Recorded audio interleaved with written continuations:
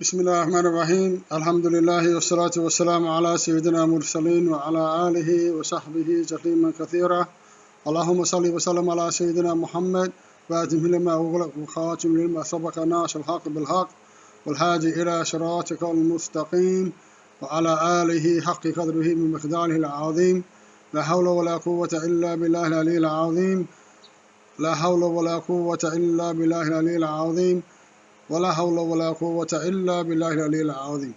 السلام عليكم ورحمة الله وبركاته. Okay, this is our third video for the seminar series on Islamic reform and renewal in the West, where we'll be focusing, inshallah, on the seminal text of the Shaykh Usman Danfodio, Bayan Wujub al-Hijra ala al-Ibad. So in our last session together, we discussed some things that led us to the personalities of West Africa that, in my estimation, are the best models in terms of looking at this idea of tajdeed for us to follow in the West. And I mentioned four personalities. Of course, one of them being the focus of the series is the Shaykh Usman Danfodio. And the thing about the Shaykh Usman Danfodio was that as the more or less the initiator of much of these type of movements, as a mujaddid, he came first of the four. After him, and we'll discuss more, of course, we'll have to discuss more of his movement in detail, which we want to get to when we cover his text. But let's start with the second figure, the second personality to come after the Shehu, which was Al-Hajj Umar Futi. Now, the reason why that I particularly want to examine these four people was because of the diversity in their methodologies of reform, and and a few of them, their methodologies in the form of resistance to colonialism, with the coming of the French, in the case of Al-Hajj Umar and Sheikh Ahmadou Bamba, as well as Sheikh Ibrahim Niass, and with the British in the case of Shaykh Usman Danfodio. Now, with Al-Hajj Umar Futi, one thing that stands out above anything with him is his mentality that sets himself apart from the others, in the sense that his focus was really on the spread of the Tariqatul Tijaniyah and the spread of and the installment of himself as the Khalifa of West Africa to Sheikh Ahmed Tijani radiyallahu ta'ala anhu. And Sheikh Al-Hajj Umar Futi, when he went to Hajj, when he was given the maqam, more or less, of being the Khalifa of West Africa, he rested on this and really used this station as a platform for him to establish his movement. And with the influx of the French into West Africa, into the territory of Fouta Djallon and Senegal, which is Fouta Djallon, which is now Guinea Conakry, he really had the idea of fighting back. And he was not one to turn away from resistance. So he set out to establish himself an army of followers. An army of followers who were warriors, who were students, who were trained in battle. And this is what he did. Now, the methodology that he employed to really galvanize the people, which really fascinated me during my studies, was the tariqah of Ahmed Tijani.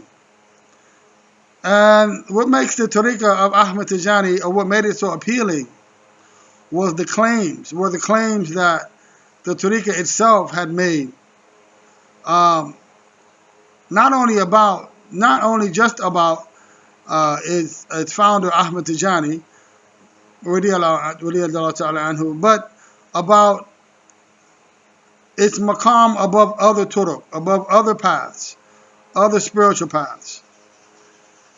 And these claims were very, very bold at the time, were very strong at the time, and they were new, they were fresh. There was something that really resonated with the people. And when Al-Hajj Mu'afuti came back from Hajj, he had he was inspired by Sheikh Usman Al-Fodio because he had made a stop in Sokoto, where in reality he ended up marrying one of the daughters of Muhammad Bello, who was the son of the Sheikh Usman Al-Fodio. And he read a lot of the Sheikh's works. He was very influenced by the Sheikh. So he went back home with this type of enthusiasm, with this type of spirit that really propelled him into a position where he was able to make the claims as being the Khalifa of West Africa and the Khalifa to Sheikh Ahmed Tijani, who as he claimed, as the tariqah itself claims, was the khatam, the seal of the awliya, the seal of the saints, and his maqam was guaranteed that his followers, the followers of Ahmed Tijani, were guaranteed certain things above other people.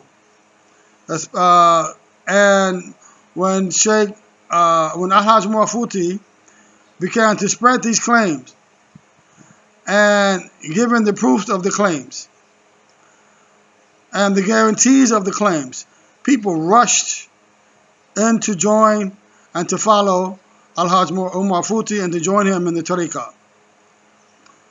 He ended up with thousands of followers and thousands of warriors, thousands of soldiers. And really, to make it short, he and his followers ended up in a long series of battles with the French. And he fought them. He was very violent. In fact, to the French, the Tijanis were known as the radical Muslims, the fundamental Muslims. All right, and he had gained a big reputation among the French. But what's interesting about Al-Hajj Mu'afuti was in his writings, he wrote the book Ar-Rimah, which is probably, I think, the most read book, the most widely spread book in West Africa, because one is the defense of Tasawwuf at the base. Secondly, it's the defense of the tariqah of Ahmed Tijani.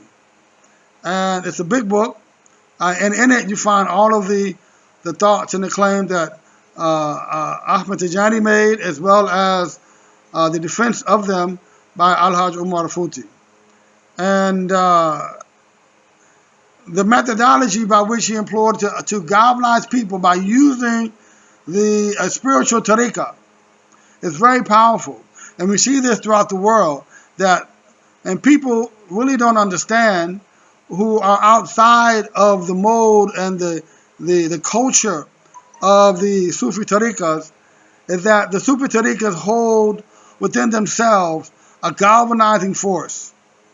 That when you're a member of a particular tariqah, a particular spiritual brotherhood, it's exactly that. It's a very strong bond that exists among the followers of that particular tariqah, and it's something that really will be like a glue, more or less, that will bind one to the other. And it's very strong. It's very strong because people of Tariqa usually, they're very dedicated to the claims of the Tariqa. They're very dedicated to the methodology, to the practice, and they're very dedicated to the shuyukh. Okay, they're very dedicated to the shuyukh, and this is evidenced in the followers of Al-Hajj Muwafuti. And the way that a Tariqa function is the way that many other groups function, more or less. When we look at other groups who have leaders, they function in a way that the followers are dedicated to the leader. Okay, and there's a particular doctrine that goes along with it.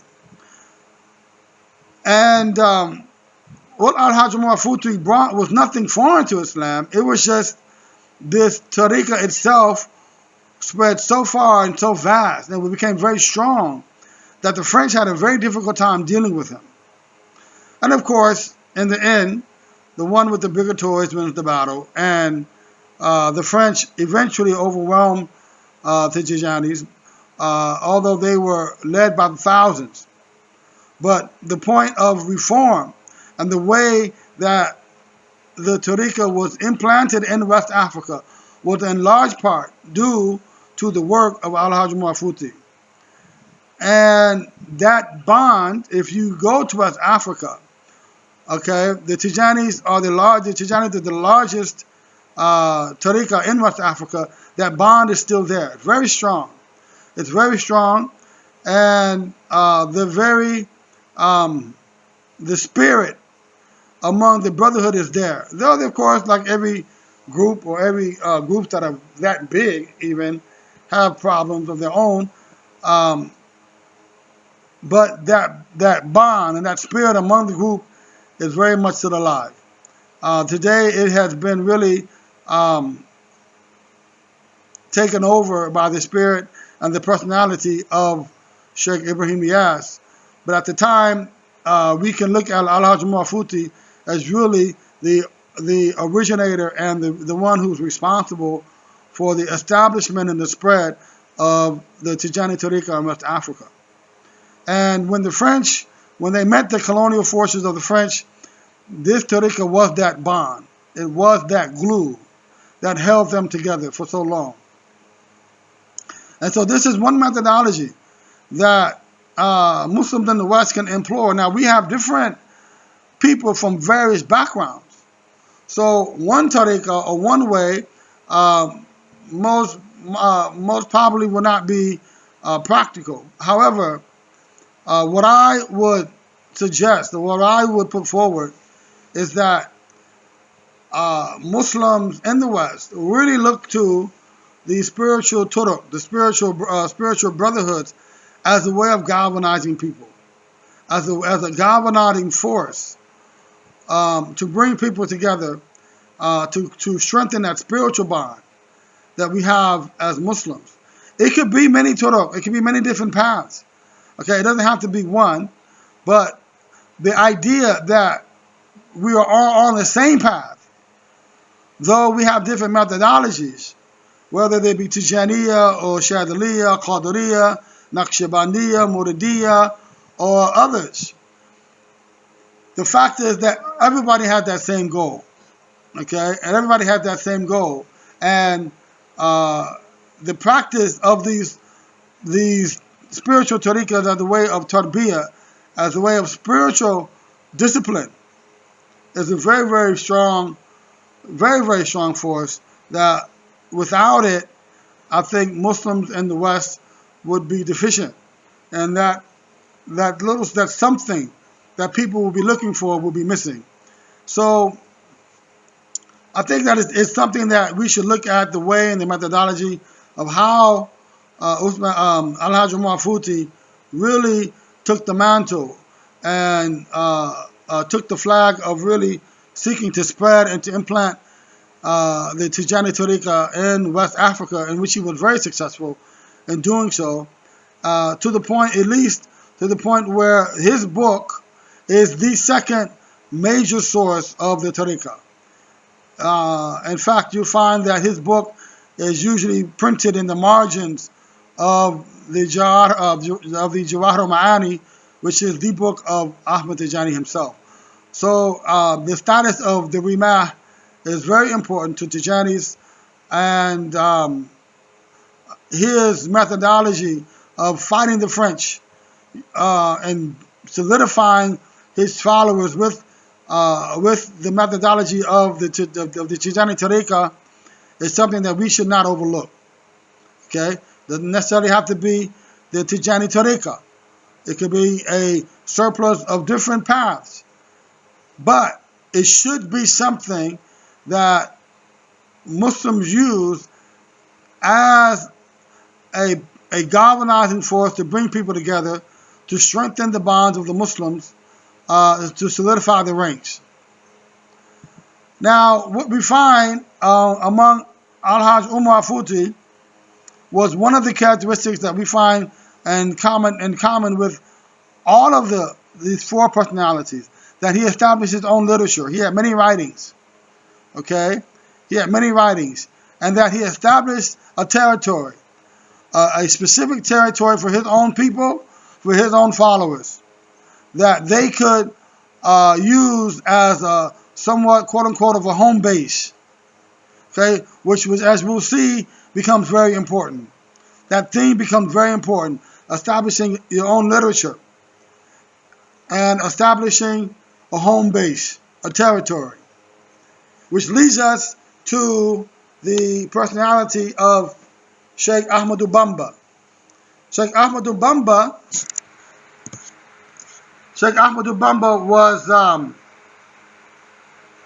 was really next in line to Al-Hajj Umar Futi. And Sheikh Ahmadu Bamba, the French, according to the French, the Tijanis were, with Al-Hajj Umar Futi, were very, very resistant. They were the radical Muslims. They were known to be warriors, okay, because they fought them so hard. So when the French went to, up the coast, they went to, they came to Senegal and Ahmadu Bamba, and hearing about him and that he had so many followers among his people, they treated him, they approached him the way that they were to approach Al-Hajj Umar Futi, with a lot of aggression and thinking that he would fight them back. But as we see in the ahkam of jihad, that if you don't have a certain number of followers, if you don't have a certain number of soldiers, then jihad is not permissible. Jihad is not permissible. And I believe it's 120,000 followers you have to have at least. When you find this in the ahkam of the Bab of Jihad, it's actually in the book of the Bayan. We'll see as we get to it.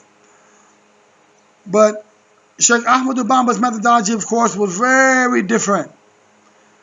His methodology of non-resistance, because he had learned, he saw what had happened with the French and Al-Hajj Umar Futi. And sending his people to battle, he did not have nearly as many people as followers as did Al-Hajj Umar Futi. Sending his people to battle would be a slaughter. Okay? So he didn't fight back. What he told his people was to don't take anything from the French. Don't take their walk. Don't take their talk, their culture, their language. Don't take their food. Don't take their customs. Don't take their values, their ethics, their ideas. We don't take anything from them. Okay? But physically, we're not going to fight them. And so this is a methodology that really, really worked in his case. And it's something that when we look at Muslims in the West, especially African American Muslims in the West, we find a lot of benefit and a lot of jewels in the wisdom of Sheikh Ahmadu Bamba. Because looking at the numbers-wise, we wouldn't be able to fight back. But looking at the way that he resisted And the difference between, if someone wants to make a comparison between he and Martin Luther King Jr., the difference is this. Yes, both were nonviolent, but Martin Luther King saw as his mistake to assimilate and to integrate his people into the larger society along with the oppressor, which was something that is a longer debate as to whether it worked or not. I think if Martin Luther King Jr. was alive today, he would take a different line of thought.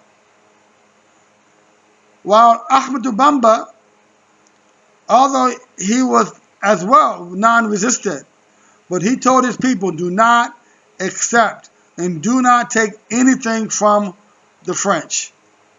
Okay? We don't take anything from them. We keep our identity as Muslims, and we adhere to that. And we accept nothing foreign from any other outside force. Now, the wisdom in that was something that proved to be very valuable, because if you look at his people today, the Muridiyya, they have one thing. Ahmadou Bamba, he has tons of literature. So he, like the Shehu, and like Al-Hajj Umar before him, he established his own literature by which his followers could learn from. And he established his own territory, his own city, okay, where a sort of a, quote-unquote, again, a home base, where his followers could come together as brothers and sisters in Tuba. And collectively, they have a lot of wealth among them because their tariqah, the Muridiyya, there's a very strong bond among them.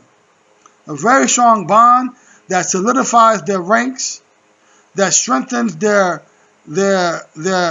identity as followers of Sheikh Ahmadou Bamba, and their love for the Sheikh Ahmadou Bamba, it resonates all throughout the country even.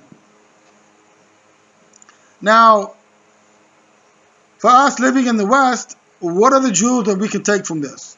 Because we see one, and Al-Hajj Umar Futi was violent resistance. He fought them back.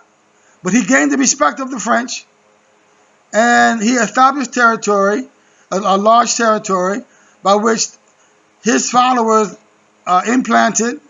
were able to be implanted and firm, and his methodology of establishing the Tariqa Tijaniyya was very strong to this day, as well as the writings of Al-Hajj Umar Futi. Now we look at Sheikh Ahmadou Bamba, likewise, very strong among his people. Okay, he is very beloved among his people. They have the holy city in Tuba. They have a strong literature. Okay, a wide corpus of literature. Some of the books of which we teach at Fayda Institute. Okay, and he established his home base, the city of Tuba, which today is thriving. Okay, likewise, when we look at Sheikh Ibrahim Niasse, who was more of a contemporary, he died in 1975. Interestingly enough, the same year that Ibrahim Niasse and Elijah Muhammad died in the same year. Sheikh Ibrahim Niasse, who was known as the Fayda, the Divine Flood, he too established his own literature. As the Tijani, he was given the maqam of the Fayda, the Divine Flood. And they say this because when, part of which, when many people, when they saw Sheikh Ibrahim Niasse, okay, they heard him, or just seeing him, okay, the flood, people flooded into the tariqah, okay, He was a great blessing. The Tariqatul Ulama, when he went to Mauritania, among the ulama in Mauritania, they rushed to follow him into the Tariqah. He was the type of personality that was a magnet, a spiritual magnet to others. But he was in that same line of fuqaha, the same line of ulama as those before him, that he established his own literature. And he established his home base, his city in Kaulak, known as Medina Bay, the city of Banyash. And this is a model, a theme by which we follow. That in the West, one thing we need to do among our leadership is establish a literature that speaks to our people, that speaks to the generations to come. Because every situation has its own context. And we spoke about fiqh al-waqi' and tahqiq al-manat, and previously, we must understand that every situation has a context. Okay? No two contexts are the same. Though we employ methodologies that are very similar, the contexts are different. And so the scholars of that age must write according and speak to that particular context. This doesn't mean we change anything, but it's something new that must be brought forth to speak to the situation that the people are in at that particular time. And we find this among all four of these personalities. They established their own literature that spoke to the context in which they were in, and they established their own cities. They established their own cities, they established their own home bases, by which their people could galvanize together and come together at any point in history, at any point in time in the future, which is an essential model for us, which is why we look at these four personalities as so important, that we can take from them different pieces and different things. But out of all four, the common thread is establishing your own literature, okay, which is education, and establishing a home base. Okay? Now, all of these were following, all three of these, Al-Hajj Umar Futi, Sheikh Ahmadul Bamba, and Sheikh Ibrahim Niaz. May Allah be pleased with all of them. They all came and were all influenced, they came after the Sheikh Usman and Fodio. Okay? Which leads us back to the top, to the first, who was Sheikh Usman and Fodio. Now, keep in mind as we go through this text of Bayan Wujub al-Hijrah, the same theme, that this is what we want to establish. This is going to be key in our vision and understanding tajdeed, establishing a literature, which means what? All of these personalities were all ulama. They were all fuqaha first. They all were masters of the Sharia. They all followed a particular school of thought. Okay? They all followed a particular spiritual school of thought, a tariqah. Okay? And it is all evident in their writings. Okay? It is evident in their writing. They knew the Quran very well. They knew Sharia sciences very well. They knew Hadith sciences very well. They knew Arabic language very well. So this is the first step that we must understand, that we have to establish. Okay? Education. And the mastery of the tradition. Anything less is unacceptable. Anything less is unacceptable. Okay? This is going to give us our rock solid foundation. The second thing that which we have to look at is long-term, the culmination and the establishment of our own home base, our own Islamic territory, whether it be a town, a city, a state, a country. It can even be a 9 or 10 block radius within a city. But we have to establish a home base.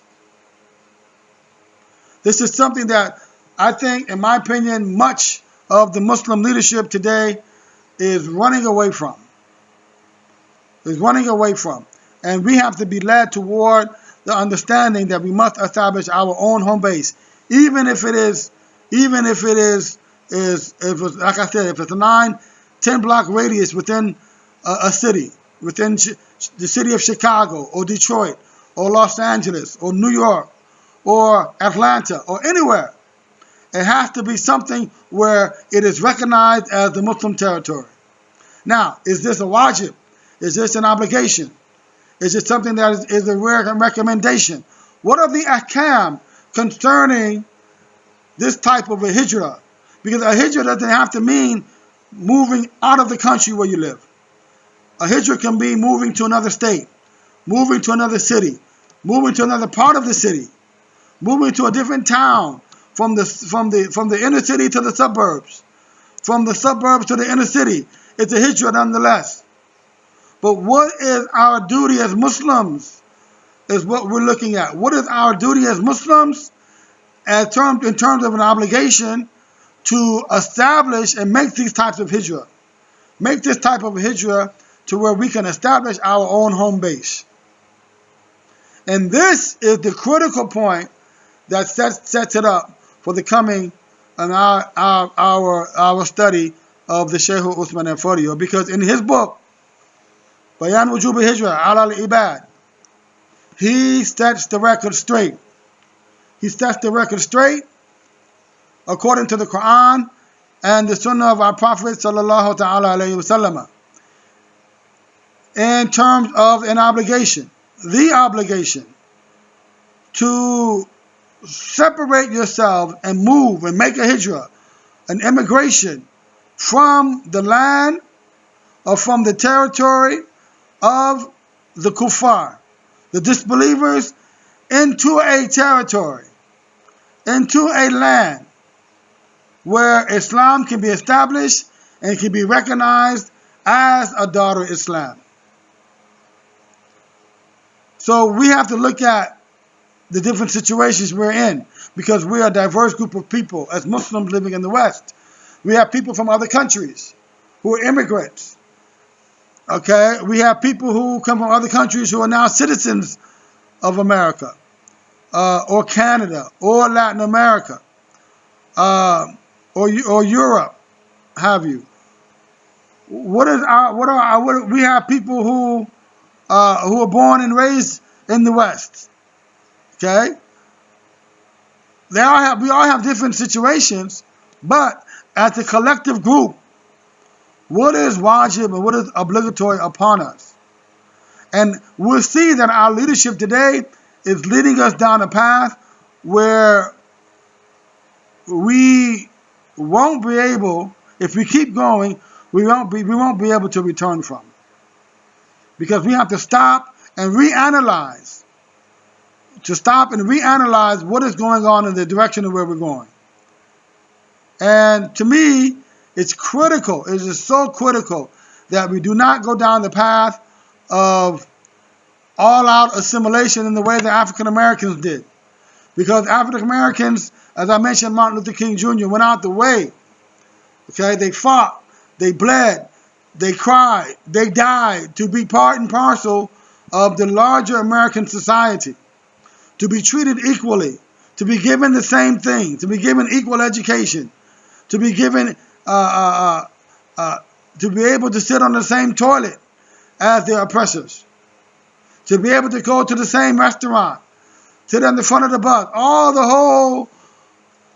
the whole fight in the civil rights movement for rights. And if you look at the situation of African Americans today, we as a people, we have nothing. We have nothing. We own no more than we did in 1855, than we do in 2018. We own no wealth. We own no land. We own no property. We have no collective identity to speak of. Okay? And our blood is cheap. By evidence of what's going on in current politics, our blood is cheap. And if we continue as Muslims, as a group, this is the direction that we're headed. Because we're accepting everything and anyone and all ideas just to be accepted by the larger society. Where in this book, Bayan Wujub al-Hijra ala al-Ibad, the Shaykh is laying it out. And this is what we're going to get into in our next video. He is going to explain clearly, clear language, clear Quran, clear Hadith, the obligation to make a hijrah, to establish your own home base. And this is what we want to examine, inshallah. And inshallah, I ask that Allah subhanahu wa ta'ala open our hearts and open our minds to be able to see clearly together as one, the vision that we hope to establish here at Fayda, the collective family. And we asked Allah subhanahu wa ta'ala to make it successful in our endeavor, to forgive us of our sins and to forgive us of all of our faults, to make us a strong people, to make us an educated people, as we set out to seek knowledge and seeking the faith of Allah subhanahu wa ta'ala, and to strengthen the ummah of Muhammad sallallahu ta'ala alayhi wa sallam. So with that, I'll end this video, and we will, in our next video, we will begin on page 1 with the Bayan Wujub al-Hijra ala al-Ibad, inshallah. If you have any questions, please direct them to me on the Google Classroom, as we have our platform set up. All questions are welcome, all suggestions, all ideas, any comments you have. Inshallah, we're going to get into it, and we're going to light the flames, inshallah, in the next video with this book. Inshallah. Allahumma salli wa sallam ala Sayyidina Muhammad wa ala alihi wa sahbihi tasliman kathira. Subhana rabbika rabbil izzati amma yasifun. Wa salamun ala mursaleen. Walhamdulillahi rabbil alameen.